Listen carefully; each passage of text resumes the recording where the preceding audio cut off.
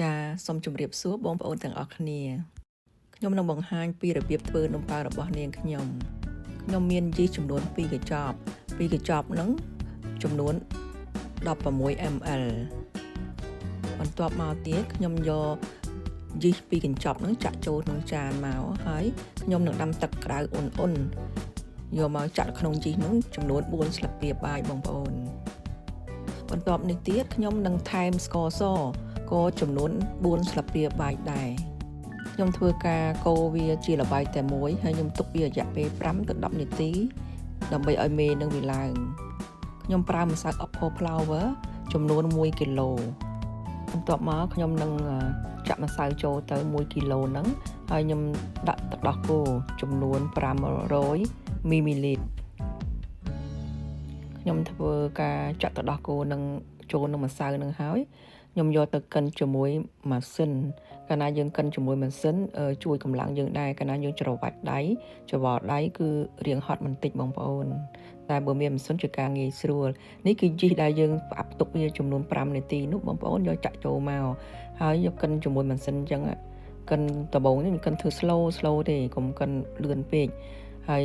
ពេលដែលវាឡើងជាល្បាយតែមួយហើយបន្ទាប់មកទៀតខ្ញុំនឹងធ្វើការយកប្រេងអុយគឺយកប្រេងនឹងចាក់ចំនួន2ស្លាបព្រាបាយបន្ទាប់មកទៀតគឺខ្ញុំធ្វើការបវលវាកិនវាតទៅទៀតគឺខ្ញុំកិន slow ទេបន្ទាប់ហ្នឹងហើយដល់ពេលចង់ប្រហោខ្ញុំកិនរៀងញាប់បន្តិចចាខ្ញុំវាយម្សៅជាមួយម៉ាស៊ីនហ្នឹងរយៈពេល15នាទីបងប្អូនដើម្បីឲ្យវាវិលចោលអញ្ចឹងរហូតទៅណាដើម្បីឲ្យវាចេញជាល្បាយតែមួយបន្ទាប់មកនេះទៀតគឺយើងឃើញថាម្សៅយើងស្អិតល្មុតល្អហើយខ្ញុំក៏យកម្សៅហ្នឹងយកទៅផ្អាប់ទុកហើយមុននឹងផ្អាប់ទុកហ្នឹងវាម្សៅកុំឲ្យចូលខ្យល់គឺខ្ញុំច្របាច់វាបន្តិចឲ្យទៅជាមូលដុំមូលអញ្ចឹងណាហើយខ្ញុំដាក់ចូលទៅក្នុងនឹងកធុនហ្នឹងមកបន្ទាប់មកខ្ញុំត្រូវយកផ្លាស្ទិកមករាប់វាឲ្យជិតកុំឲ្យវាចេញខ្យល់ហើយបន្ទាប់ហ្នឹងគឺយើងរាប់ឲ្យស្អាតឲ្យជិតហ្មងដាក់2 3ជាន់ទៅដើម្បីកុំឲ្យចូលខ្យល់ហើយខ្ញុំយកវាទៅដាក់ក្នុង microwave ចំនួន2ម៉ោងយើងធ្វើអញ្ចឹងដើម្បីឲ្យម្សៅវាដោឡើងល្អនេះជាបន្លែដែលខ្ញុំត្រូវធ្វើជាមួយនឹងស្នូលខ្ញុំមានសាច់ជ្រូកច្រាំមានបន្លែដូចជាខ្ទឹមសខ្ទឹមក្រហមខ្ទឹមបារាំងប៉ែកគក់ការ៉ុតតាំងហ៊ុនស្លឹកខ្ទឹមម្សៅឆាស្ពៃក្តោបអំបិលប៊ីចេងស្ករម្រេចប្រេងខ្យងតាប្រៃតាមបងប្អូនចូលចិត្តនេះម្សៅដែលខ្ញុំទុករយៈពេល2ម៉ោងខ្ញុំយកមកច្របាច់វាបន្តិចដើម្បីឲ្យចេញខ្យល់ឲ្យអស់ហើយខ្ញុំធ្វើការកាត់វាជាដុំ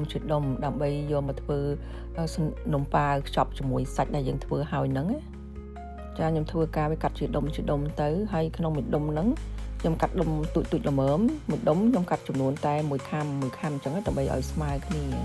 បន្ទាប់មកទៀតគឺខ្ញុំធ្វើការលុញវាឲ្យស្រប៉ែតល្មមកុំឲ្យក្រាស់ពេកកុំឲ្យស្ដើងពេកកាលណាស្ដើងពេកវាធ្លាយអញ្ចឹងគឺក្រាស់ល្មមហើយខ្ញុំខ្ចប់ជាមួយសាច់ចំណេញរសជាតិសាច់គឺប្រៃផ្អែមបន្ទាប់មកខ្ញុំនឹងដាក់ពងក្រួចបួយហើយខ្ញុំធ្វើការខ្ចប់វាការខ្ចប់របស់ខ្ញុំគឺខ្ញុំចាប់ធ្នេវាមកជីបអញ្ចឹងឯងបងប្អូនការខ្ញុំជីបរហូតដល់ជុំវិញស្នូលហ្នឹងហើយដល់កំពូលលើគឺខ្ញុំច្របាច់វាឲ្យជិតហ្មងកុំឲ្យវាមានប្រហោងមានអីអញ្ចឹងតែធ្វើអញ្ចឹងទៅដើម្បីកុំឲ្យពេលដែលយើងចំហុយទៅវារីកប្រេះចាបន្ទាប់មកគឺយើងយកក្រដាសឲ្យវាកាត់ទូចល្មមហើយយកមកត្រប់នៅខាងក្រោមចាពេលដែលខ្ញុំយកនំប៉័ងខ្ញុំទៅចំហុយហ្នឹងគឺខ្ញុំយកចំហុយរយៈពេល25ទៅ30នាទីទើបនំប៉័ងនឹងឆ្អិនល្អដល់ក្នុងចាពីរបៀបនំប៉័ងរបស់នាងខ្ញុំគឺមានប៉ុណ្ណឹងហើយរសជាតិរបស់វាគឺប្រៃផ្អែមបងប្អូនហើយខ្ញុំសូមអរគុណបងប្អូនដែលបានទស្សនាពីដើមរហូតដល់ចប់ចាសូមសេចក្តីសុខសាន្តមានដល់បងប្អូនសូមជម្រាបលា